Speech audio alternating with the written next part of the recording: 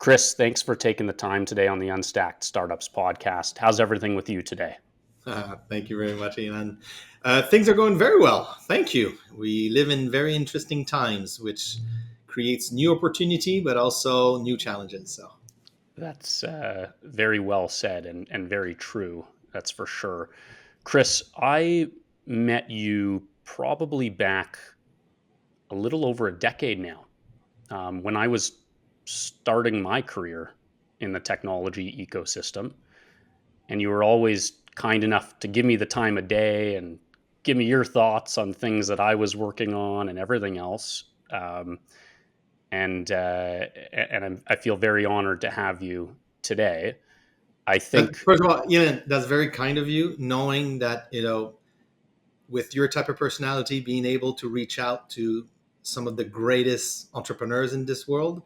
Just having you call me is an honor. So, thank you very much.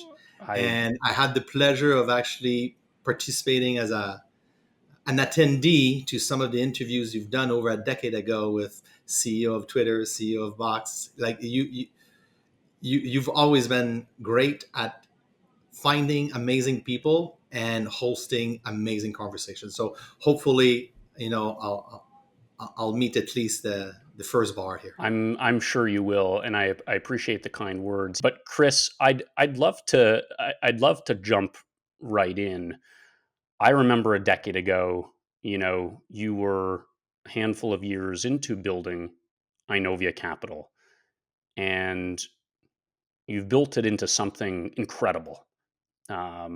Something incredible from a Canadian perspective and something incredible from a global perspective. And I'd love for you to share in your own words the story behind the founding of Inovia Capital and what motivated you to, build a venture fund. So, just to put some context, my background is as a tech entrepreneur. I had the opportunity of starting my first company at the same time as I was going to university, and it ended me leaving university before finishing my bachelor's because I had too many employees to manage. I had met Mark Andreessen, who was launching Netscape.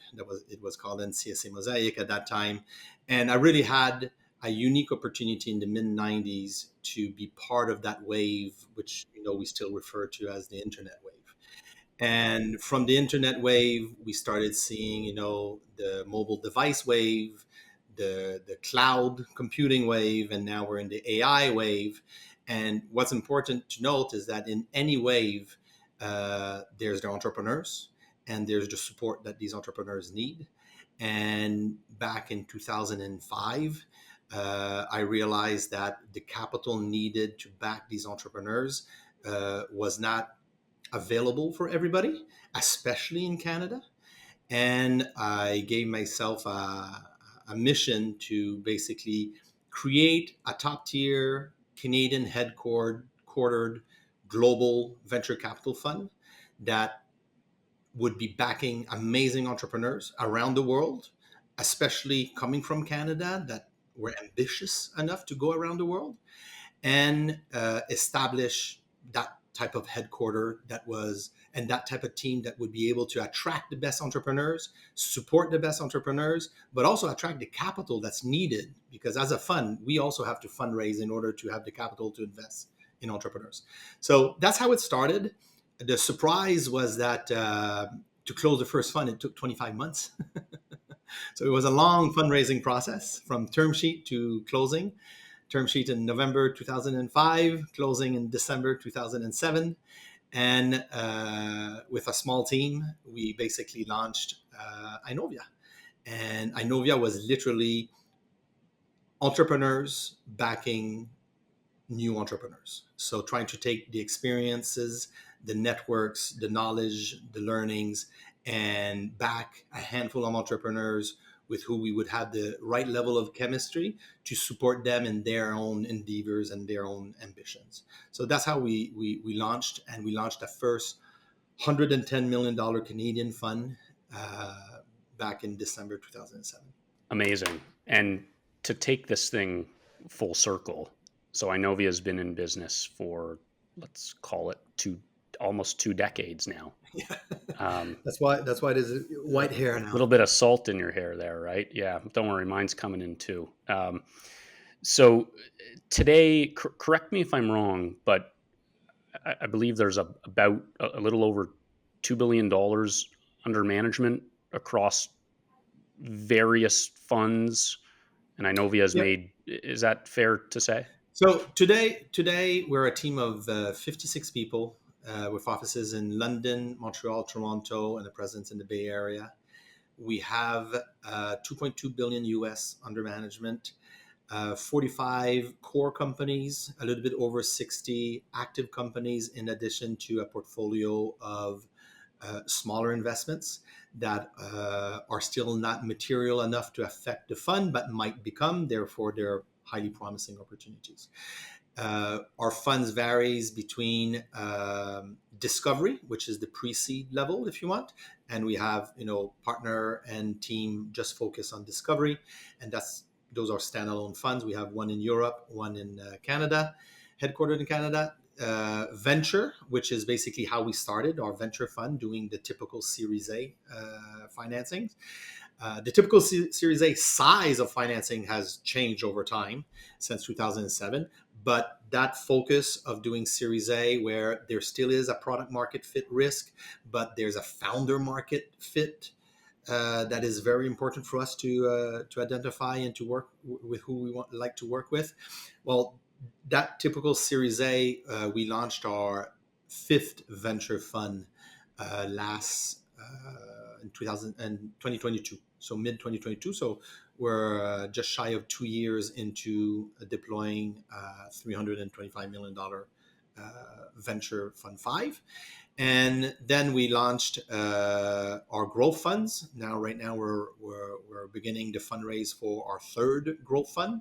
These are $500 million growth funds, doing less companies. We're only talking about 10, 12 companies per portfolio.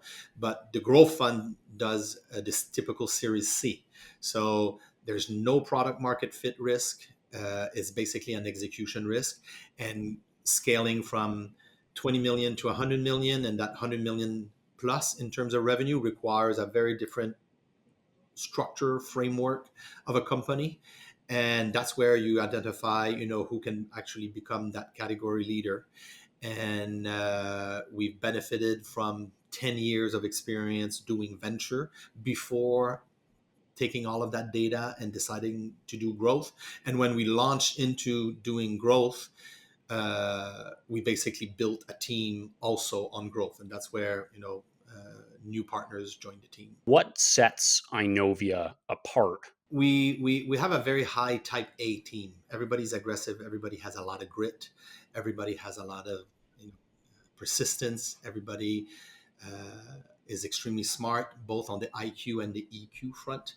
That being said, what sets Inovia apart, in my view, is that we are company builders. When we're looking at an opportunity, we're looking at the challenges, not just the opportunity. And we're not looking at the challenges to figure out what are the 10 reasons why we should say no to this deal yet again. We're trying to find the 3 reasons that if if the company, the team is able to address the following challenges, this might be huge as an opportunity. So as company builders, our mindset is different when we look at companies. It's different how we react in certain situations as well. So think of a board meeting, or in between board meetings where most of the activity truly happens. There's a situation where you just lost your largest customer, and that customer, because you're still in the early stages of your life, represents 30% of your revenue. And there's for different reasons you lost it. Our typical reaction is going to be, fuck, now what? So what are we going to do? How are we going to get things back on track? What about this opportunity? You want us to reach out to this other customer. Do you think it's worth the effort of recuperating this customer or not? No? Okay, so let's move on and let's continue to build. The reaction of many other type of investors is going to be, oh shit, oh shit, oh shit, oh shit. And that's going to be for this week, next month, and in 3 months from now. And at the end of the year, they're going to go back on why did that happen in January, right? So I do think that having a team that is mostly made up of operators, of entrepreneurs that have built companies either from scratch into $100 million revenue companies, or took $100 million revenue companies and build it into multi-billion-dollar companies. And the backgrounds of the partners on the growth front, with Dennis Calvin, who was the ex CFO and COO of BlackBerry, or Patrick Pichette, ex CFO and CEO of Google. Well, they've done things in their lives. They've seen things in their lives. When you're scaling your company and growing from 150 million to 300 million in revenue, and every single week, single month, every single quarter has to be a record quarter, you need somebody to tap you on the back to say, it's okay, we're going to make it. Hey, did you think of this? Or let me introduce you to this other person, right? Same thing for venture when you're trying to figure it out. And you have this great product, but guess what? In 5 years from now, your product roadmap most likely doesn't look anything close to what you have right now in your hand. But the intent, the market, the type of people that you bring around you is what's going to help you define what your future is going to look like. So much more than the misconception of, hey, you're writing a check in a handful of companies and sitting back and having a beer and figuring out, 10 years down the line, which ones are the winners, right? I mean, if only it was that way. But it's a full stack venture support, Yeah. proactive model where you get in the trenches and help as need be. And you guys have the experience, and that's huge. And Yeah, even something that we are careful with. It's not our job to do the job of the entrepreneur or the executive team. It's our job to provide guidance and support. Sometimes it's emotional support. Sometimes it's commercial support. Sometimes it's attracting that other investor, right? In order to move forward in the next phases of growth and everything. It's not our job to operate the company, though, and that's extremely important. A lot of operating VCs actually think they know better than the entrepreneurs that they back. I've said it 100 times, and I continue to say it to anybody within this team. If we think we're smarter than the entrepreneurs that we back, we'd back the wrong deal. And if you think you're smarter than the entrepreneur that we back, leave Inovia, go start your company. hmm It's going to be yes, better served. Everybody's going to be better served. a very important fine line there, where Yep. you're playing an advisory role and you can lean on experience, and it's an open conversation. But at the end of the day, you have backed these entrepreneurs and the operators of these companies, and the decisions are theirs essentially. Yes. Yeah. And one thing that I might add, um, one goal that we always have. It doesn't work 100%, but I would say that our batting average is extremely high. Uh, One goal that I have with every single company that we back, beyond understanding that if we not only were able to identify and access an opportunity, then choose the right opportunity within all of the opportunities that we see, and then be able to win the deal, we need a right to win the deal. And that right basically is the entrepreneur on the other side choosing us instead of somebody else. I do not recall or cannot recall one single transaction since 2018 where it wasn't a competitive bid, both venture or growth. Not one single transaction was not competitive. The entrepreneur had the choice of working with us or with somebody else. So they have to choose us. That's super important. So when we set ourselves goals, and my personal goal, and I would say it's pretty much across the whole partnership here, when the entrepreneur is going to be facing a hard moment, it could be an opportunity to acquire somebody, to be acquired. It may be a challenge where there's a founder fight and there's going to be a split, or you just lost your customer representing 20-30% of your revenue. Within 24 hours, the CEO, the founder, will call somebody. I want to be one of the first two calls that CEO does, to soundboard, to just talk about it, to cry, to like. I want to be one of those first two calls. After that, things calms down a little bit. You add some perspective, you add some insight, you reach out on a few people, and then the entrepreneur starts formulating what a solution might be for that situation, right? That's part of how I define success. On success, you know, you've had a strong, or Inovia's had a strong focus on supporting founders with global ambitions. Yeah. Can you share or is there a success story that exemplifies Inovia's impact on a startup's journey, or a success story you're extremely proud of? Maybe one example that kind of covers multiple aspects is most likely Lightspeed, because Lightspeed is a transaction, an investment that started with us reaching out to the company. There was already at the table reaching out to them, our friends over at Accel from California, and they were like into our own backyard in Montreal looking at a company while we were trying to have access to the company. And we didn't have the same reputation as Excel.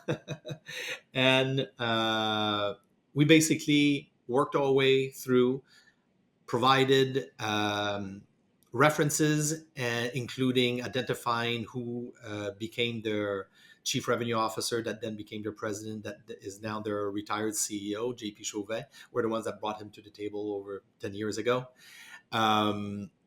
We helped the company before even becoming investors.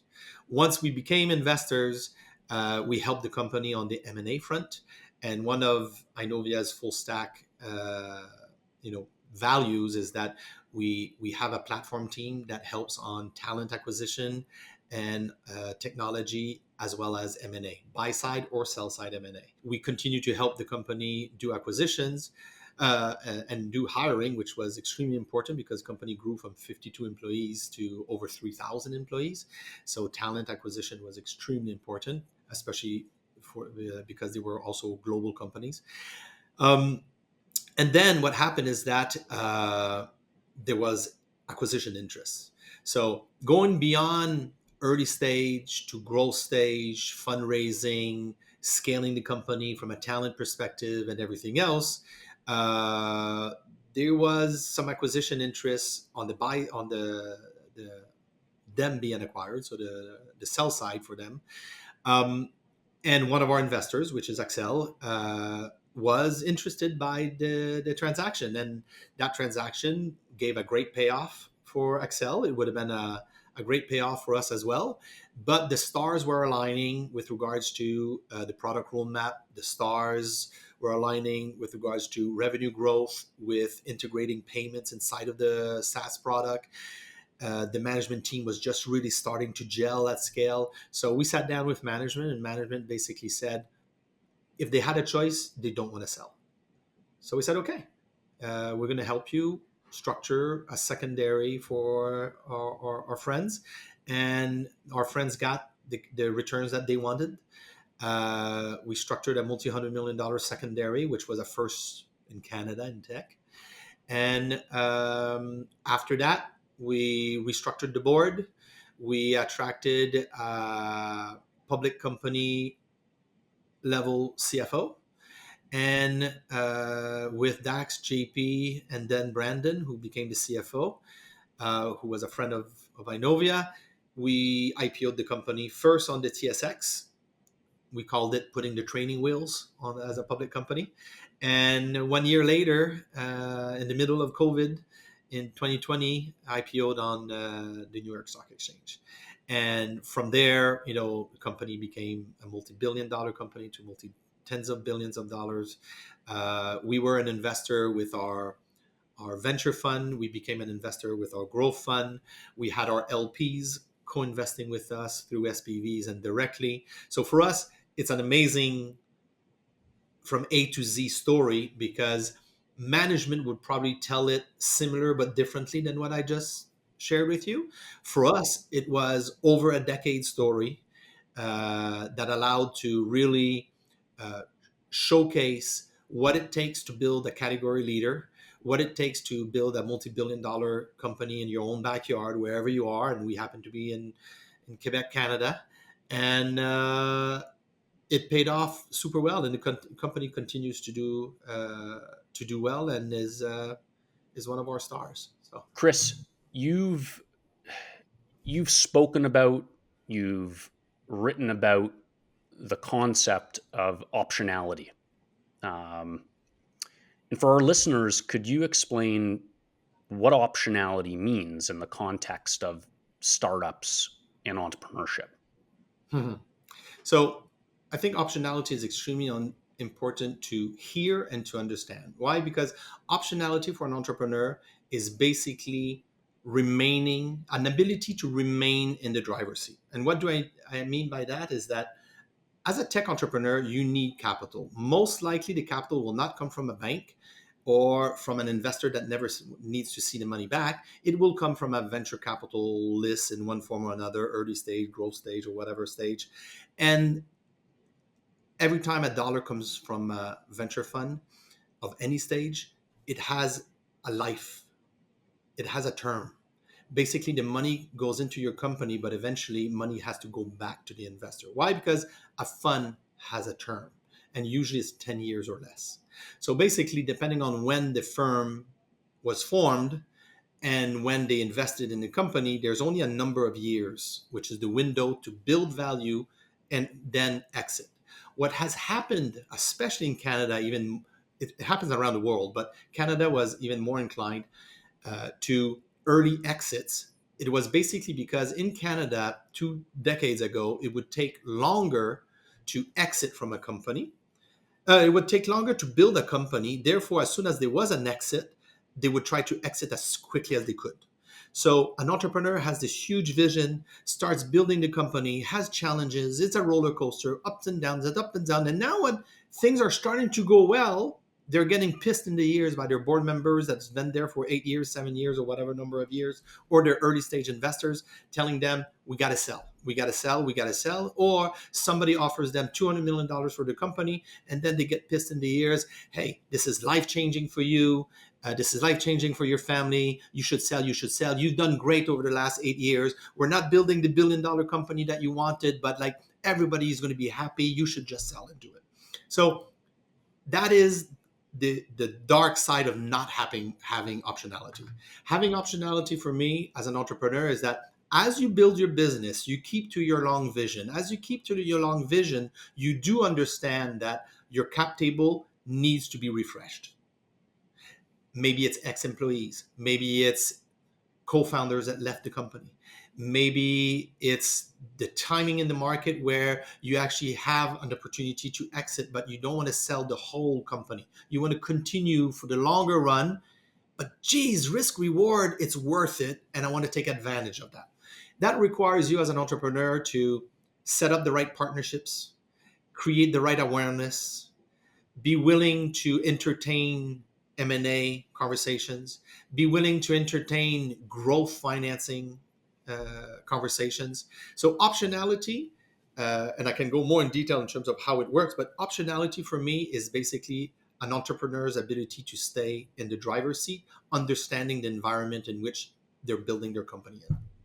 Amazing. And there's something that you mentioned there, that an entrepreneur with a long-term perspective that is in it for the long term and trying to build something incredible on the long term, you know, in theory, understands that, hey, relationships in Yep. various different corners of every stage of building a startup are important. And you never know how that'll come back to you or what optionality that opens up down the line, right? So, um, But you need that open mind, right? And when you start a company and you have a vision, the sky's the limit. At one point, 1 year, 2 years, 3 years into it, you realize how high the sky actually is, and sometimes it's pretty low. Well, what happens then? Well, maybe you need to find a home. Maybe you need to pivot. Maybe it's just best to sell the company. Maybe the sky is actually even higher and you can go for the stars. Well, if you're going for the stars, maybe your cap table can't follow you, right? So optionality is having that type of mindset to understand the environment in which you're operating and building your company. Amazing. Is there an example, yeah, of how maintaining optionality has maybe benefit a startup or a few startups in the Yeah. Inovia, you know, orbit? So having optionality in one part means I'm not saying you need to prepare to sell your company and have a data room to sell your company and you have to have the pricing and the valuation. No, no. What I'm saying is that you have to entertain potential acquisition conversations with strategic partners. They can be channel partners, they can be customers, they can be service providers, they can be competitors. But if you build that mindset of having these conversations, it will help you when you're talking to a private equity fund or a venture fund or a venture growth fund in helping the valuation of the company increase or get a premium, because they already know there's appetite to be acquired. They look at the multiples, they look at the base of the type of acquirers, and it creates a little bit of FOMO on your next generation investor that's going to come in. So then you have the option of either selling part or all or going the financing route. But it also means having a clear understanding on your business model and your economics and deciding that if there's a storm happening in the market, like maybe last year, can you just survive? Can you slow down growth? Can you do a little bit of layoffs? Can you quickly turn things around and just weather the storm? Okay. So if you have that mindset as a CEO and as a founder of these three legs, if you want, then reality kicks in. Polka is a great example. Polka is a company that got acquired last year. Polka had the opportunity and the interest of industrial investors wanting to partner up, but if they were going to partner, they wanted to invest as well in order to benefit from any value creation. So having optionality is not saying yes or no to a strategic investor like that. It's basically saying like, okay, I don't want one. If I'm going to bring one in the hound, I need at least two, maybe three. Why? It keeps everybody honest and there's no more strings attached. It's more a question of opportunity that presents itself. So Polka had two strategic investors on the cap table. They had us as a seed stage and venture stage investor. And we brought in other investors as the company grew and everything. As they were making headway into the market, they had interest. So it's basically a third party knocking at their door saying like, would you be interested in partnering up? What does partnering mean? Well, maybe we could own 51% or more. Well, okay, that's not just partnering. That's actually being acquired. Is it good to be acquired for 51% or is it better to be acquired for 100%? That's a question that you have to ask yourself. So we entertain, and management basically entertain and prepared how to talk, how to negotiate with that person without a third party advisor, just with Inovia, Scott Monroe, and Merrill on our side, providing support with the management team.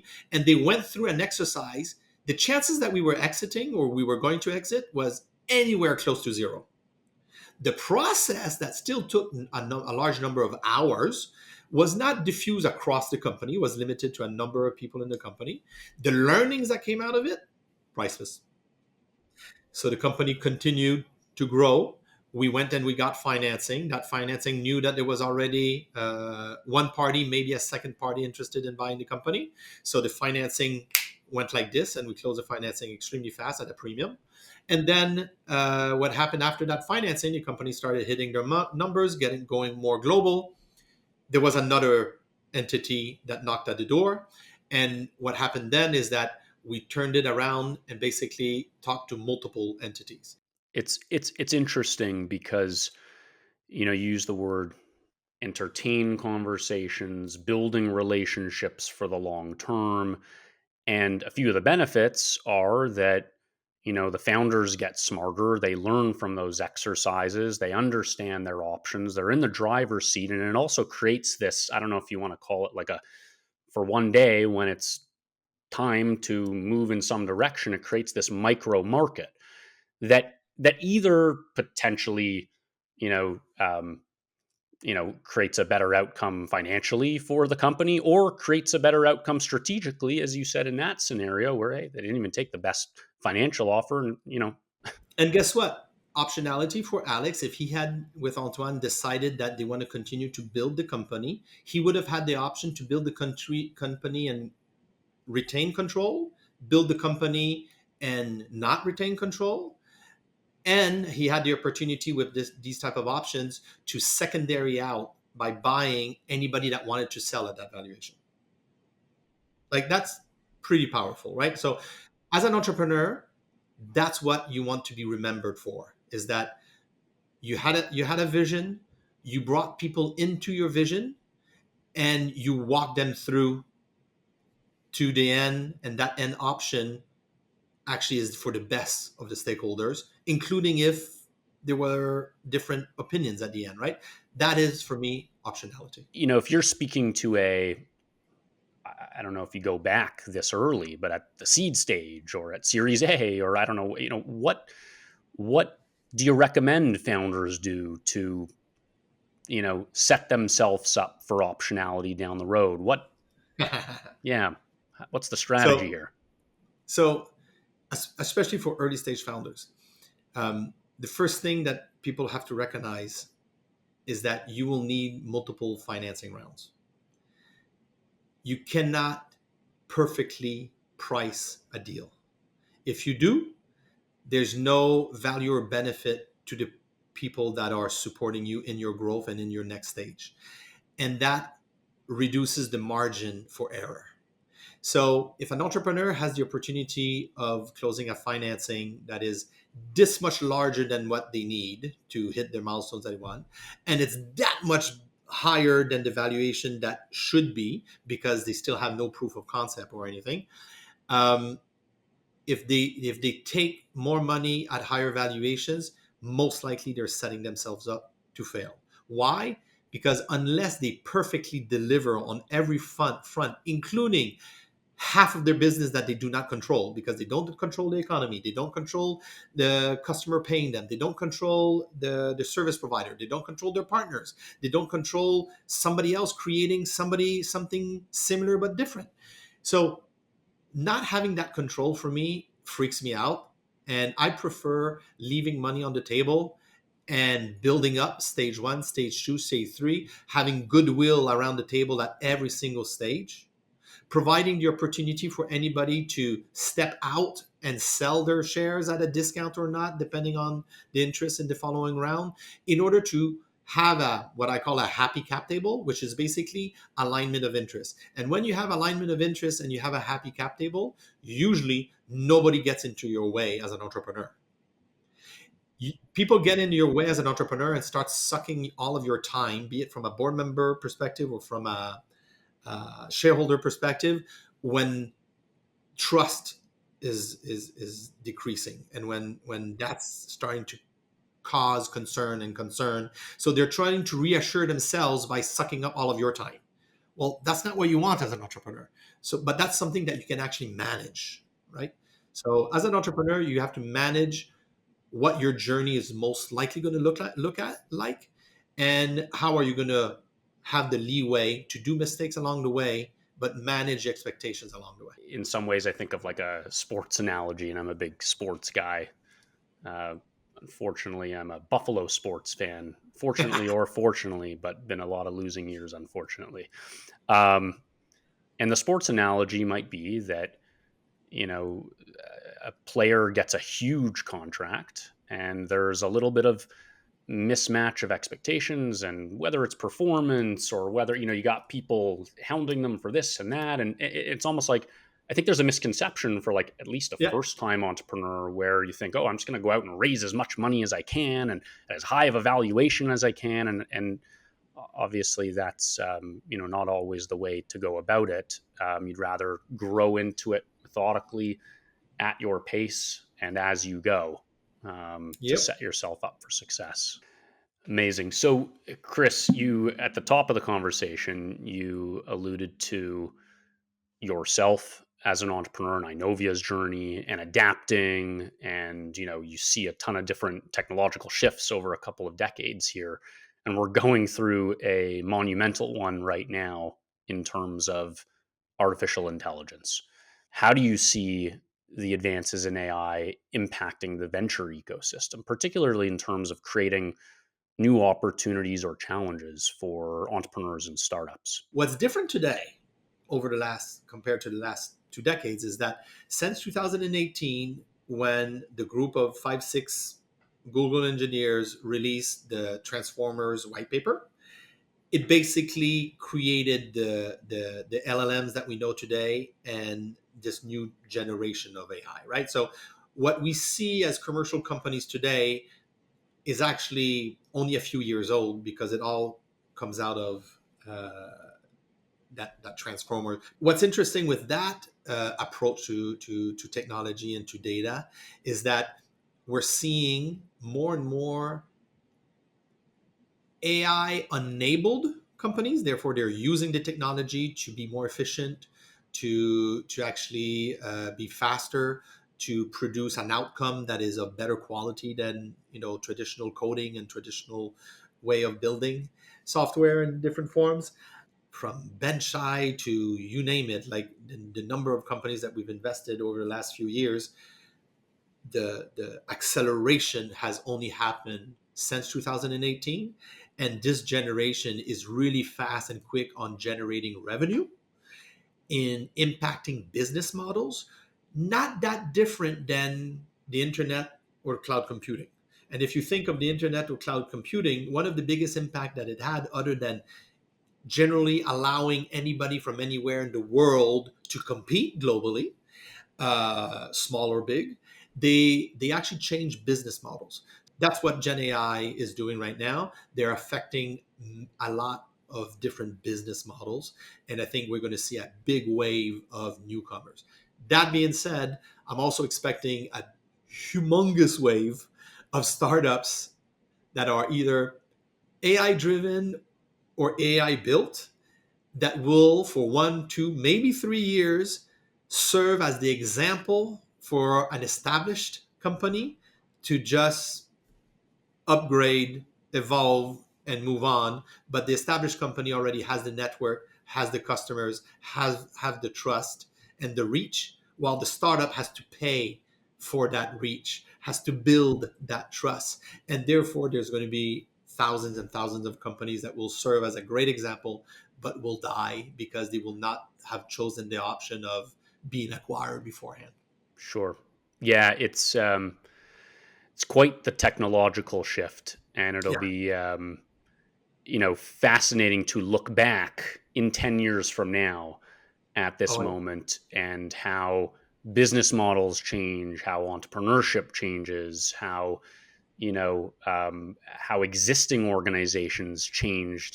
Today there are tons of organizations who are more traditional in the way that they operate, and they're going to need to adapt. yep. And technology will be part of the fabric of their organizations moving forward. Chris, I know that you know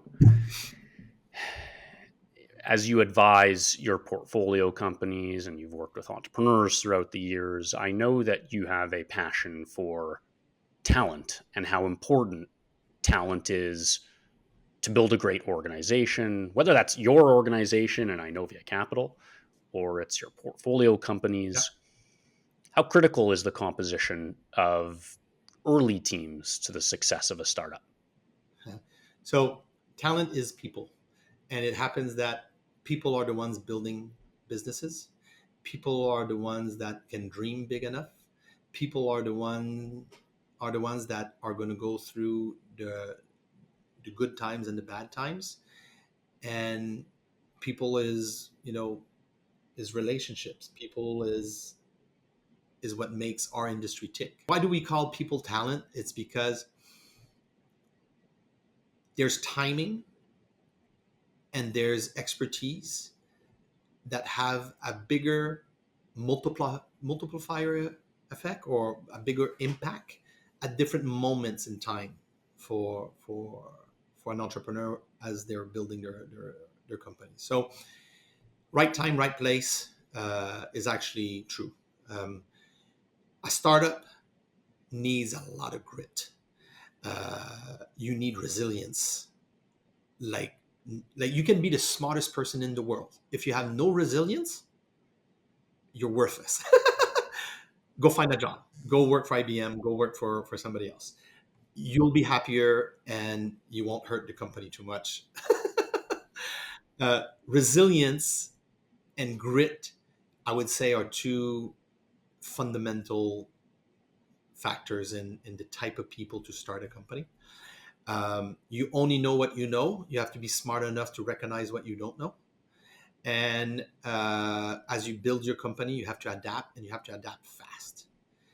Of course, communication skills is extremely important. And especially for a founder, you have to be able to constantly repeat what you're saying, because people won't understand the same thing as they spend more time with you, or as they spend more time with the product, or as they're building the company. Like an entrepreneur, when they have a vision, they have depth and an understanding of why they're using these words to express XYZ that other people won't see, because they didn't take the time to think about everything that the entrepreneur thought. So communication is a key skill. Understanding that repeating yourself, you're not actually repeating yourself. People will understand, they will hear you similarly, but they won't understand the same thing, depending Hmm. on what phase you're in as you grow. And then it's a question of finding the right people at the right stage. It has to be win-win. Letting go somebody because it's not win-win anymore is normal, and we have to normalize that. It doesn't mean that you kick the person out of the door from one evening to the next morning. You Sure. can plan a transition. It can Sure. be weeks, it can be months, it can be a year. You can plan responsibility where the person leaving the firm, be it a co-founder, an executive, or an engineer, have time to train the other person with the insights and knowledge that they have, so that the other person with the different skill set basically hits the floor running. And guess what? You most likely have stock option in the company. And if you have stock option in the company, you're increasing the value in the future, even if you're not there anymore, right? Yes. So I do think that we live in a people's world. People are the one building these companies and investing in these companies. The talent component is really recognizing who you need at which stage, and that should be managed along the way, the same way you manage a product roadmap.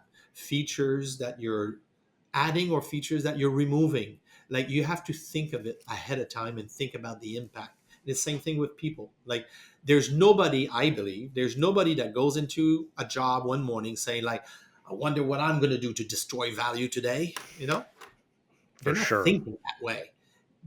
But that might end up being the results if you don't manage it well and Sure. allow them to basically be their best every single day. And when they go to bed, they're thinking about what they're going to do even better tomorrow. That's what you want. And for me, that's talent. And some of the things you mentioned are resilience and grit.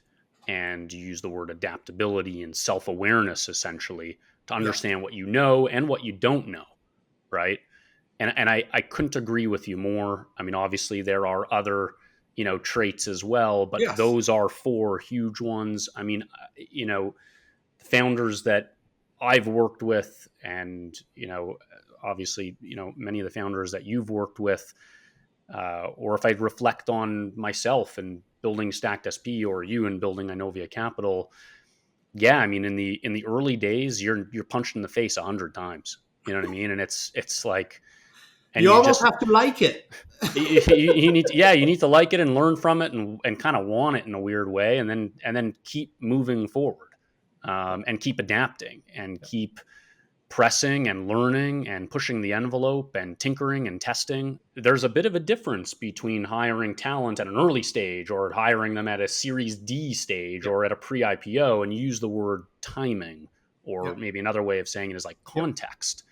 Someone who's a genius, who's amazing at software engineering, specifically in this area of the code, in DevOps or whatever you want to call it, may not be the right person to be your second engineer. You know what I mean? They might be the person that should be joining a Series B company. You know what I mean? Or the biggest mistake is when the company puts that top tier engineer that's doing an amazing job, that's doing the work for 10 people, in charge of 10 people. Sure. And then the average Sure. quality of work goes down instead of going up. And maybe for a different time, there's an interesting. I would agree with you. There is a debate on that you want your best sometimes you want your best ICs to grow to become your managers and then to teach the team. But I think there is different skill sets there where someone who can be a 10x manager and someone is a 10x IC, you know. The other thing I just want to bring up is you talked about how, and obviously at a fast moving startup that's trying to change an entire industry or do something really big or really significant, there sometimes are people on the team and that it essentially evolves to become not a win-win anymore, and that is natural, but sometimes you could be doing them a favor and helping them move to something that is a win-win for them, because if it's not a win-win for the business, it's not going to be a win-win for them, and it's going to come to a head at some point, you know what I mean? But in how you manage that and how you create a culture around it, hopefully you can But that mitigate that. requires a company culture Yes. to set people up for success, Yes. even if success means somewhere else. And Yes. that requires that transition mentality, that support mentality that could be helping find the job or giving the time that's Yes. required. It requires trust as well. And as you know, as well as I do, and sometimes, we do the mistake and we don't hire the right person Sure. and there's a clash.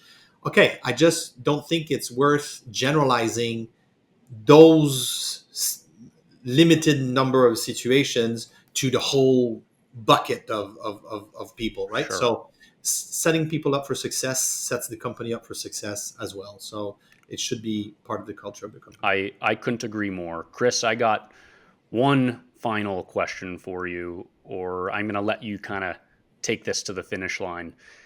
Any final words of wisdom for aspiring founders and entrepreneurs that might be listening to this conversation? Always stay hungry. The best entrepreneurs that I know, they're not talking about the money. The money is just the reward that comes with the effort. Like, it's not about valuation. It's not about I'm going to make 5 million versus 100 million. Like, it has no limit if you're doing what you're doing with purpose, and that you're hungry and that you want to make a change and that you want things to happen. Everything else is just a result. So you end up bringing all of the energy that you need around you by staying hungry.